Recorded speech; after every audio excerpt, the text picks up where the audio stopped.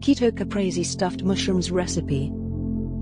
The ingredients are 4 large Portobello mushrooms, quality butter, minced garlic, fresh mozzarella balls, organic cherry tomatoes, fresh organic basil, balsamic glaze. Take 4 large Portobello mushrooms and carefully pop off the stems. Using a spoon, remove the brown gills from inside the cap. Wash the mushrooms and pat dry with paper towels. Melt the butter and whisk in the minced garlic. Brush the mushroom caps all over with the garlic butter. Set on a baking sheet and bake for 8 minutes.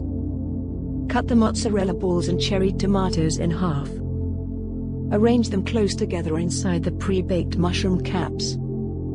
Put the mushrooms back in the oven and bake for about 12 minutes, or until cheese is fully melted. Remove from oven and top with fresh basil ribbons and a drizzle of balsamic glaze.